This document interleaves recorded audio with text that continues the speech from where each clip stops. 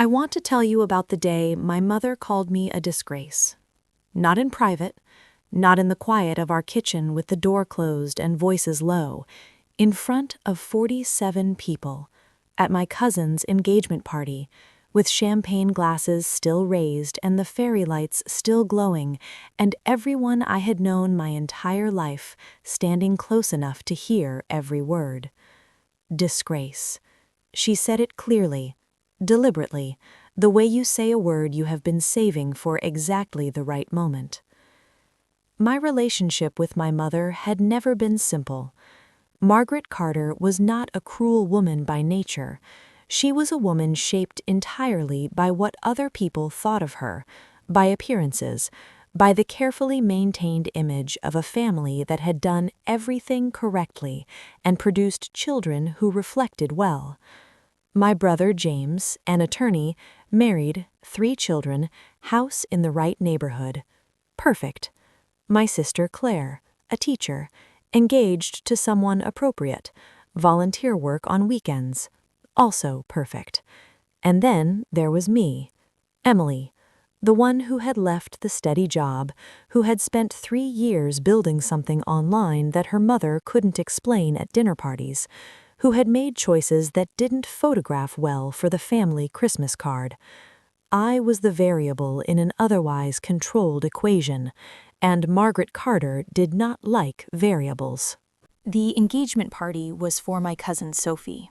Beautiful venue, catered, the kind of event my aunt organized with military precision, and my mother attended with the specific energy of a woman who had been looking forward to being seen in a good setting. I arrived alone. That was strike 1.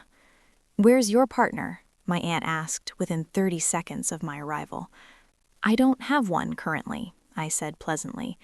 She moved on quickly, the way people do when an answer disappoints them. I found a glass of wine, found Sophie, told her she looked beautiful because she did, settled into the corner of a room full of people I had known my whole life, and felt, as I often felt in these gatherings, like a visitor from a different country who spoke the language but had missed some cultural instruction along the way. The speeches began at 8. My uncle, Sophie's fiancé's father, Sophie herself, who cried beautifully and made everyone else cry too, and then, I still don't fully understand what prompted it, my mother stood up. She hadn't been asked to speak. She simply stood, raised her glass, and said something that was framed as a toast, but was constructed as a verdict. She talked about family, about the choices that define us, about the pride, or lack of it, that children either bring or fail to bring to the people who raised them. She did not say my name. She didn't have to. Every person in that room knew exactly who she was talking about. And then she said the word. Unlike some in this family who have become a disgrace, Sophie has chosen a path we can all be proud of. The room went very quiet. Sophie's face changed. My uncle looked at the floor. My brother, James, perfect, appropriate James, stared at his champagne glass with the expression of a man who wanted very badly to be somewhere else. I stood in the corner of that room, and I felt something move through me. Not shame, not this time. Clarity. I had kept this secret for 11 months. Not out of shame, out of timing. There's a difference between hiding something and waiting for the right moment. I had learned that distinction over the past year, a year that had been the most significant of my life and the most invisible to the people who claimed to know me best. 11 months ago, I had been approached by a production company. They had found my online work, my content, the storytelling I had been building quietly for 3 years, while my mother explained to dinner party guests that I was between things.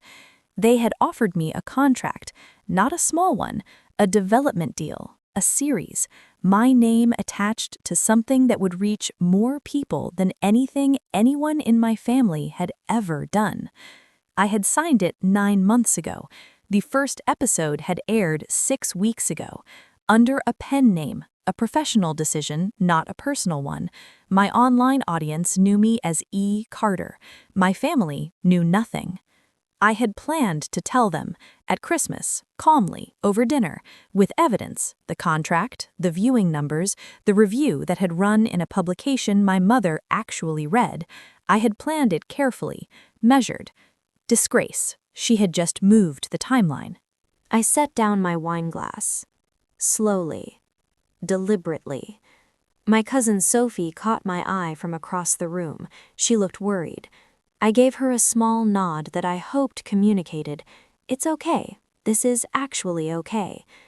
Then I walked to where my mother was standing, still holding her champagne glass, still receiving the uncomfortable half-smiles of people who didn't know how to respond to what she had just said. "Mom," I said quietly, "can I show you something?" She looked at me with the specific expression she reserved for moments when I was about to embarrass her further. "This isn't the time, Emily," she said. "I think it is," I said. I reached into my bag. My phone, the publication app, the review that had run 4 weeks ago. I opened it, handed it to her. She looked at the screen. I watched her read the headline, then the byline, then the name, E. Carter, and the description beneath it that explained, in a publication she had subscribed to for 12 years, exactly who E. Carter was and what E. Carter had built.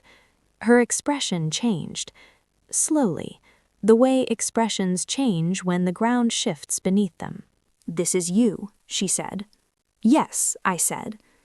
"E. Carter is me," I said, "for the past 3 years." She scrolled. I let her.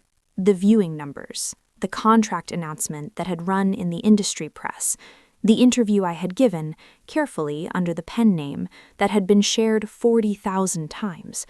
My aunt appeared at my mother's shoulder, read the screen, made a sound I had never heard her make before. Then my uncle, then Sophie, who already knew. She was the one person I had told 3 months ago, because some secrets need one person to hold them with you. She was smiling now, not a surprised smile, a finally smile.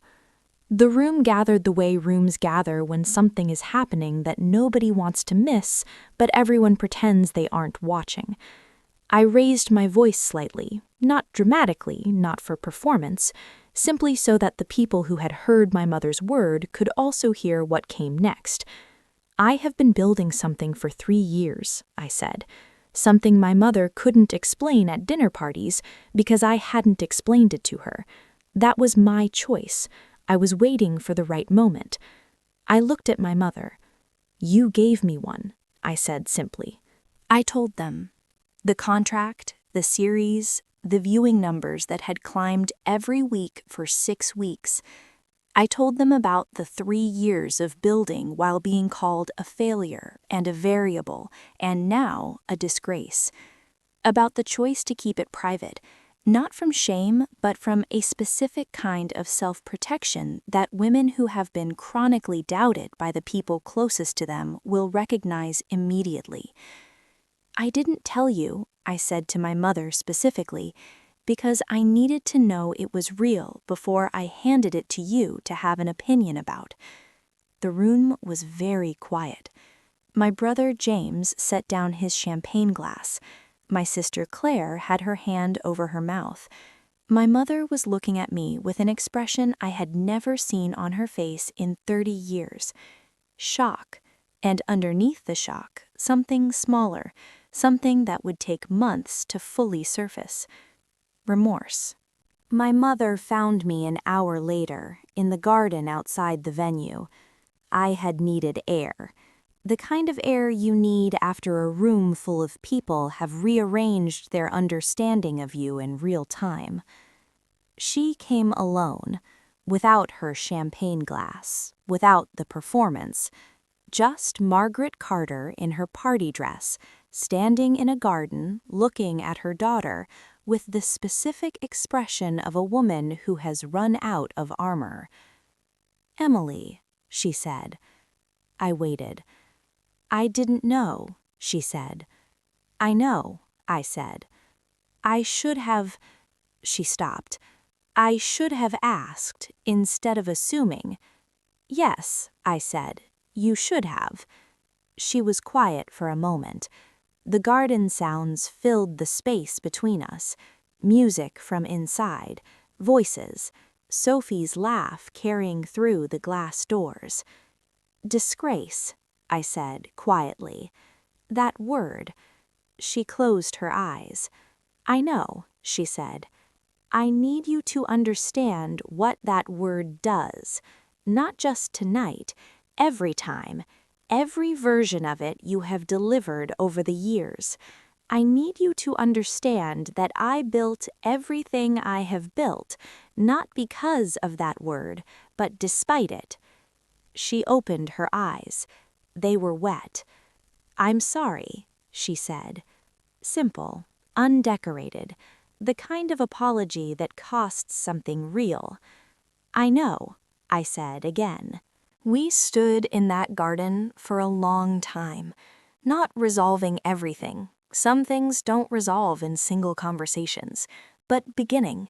The conversation we should have had years ago, starting finally in a garden outside my cousin's engagement party, because my mother had said a word she couldn't take back, and I had shown her something she couldn't unsee. My brother James found us eventually, stood awkwardly at the garden door. The numbers, he said finally, are they real? I said. He nodded slowly. I should have called more, he said. Yes, I said. You should have. He nodded again. I will, he said. And I believed him. People ask me if I planned it, the timing, the phone, the public reveal. The honest answer is not exactly. I had planned a Christmas dinner.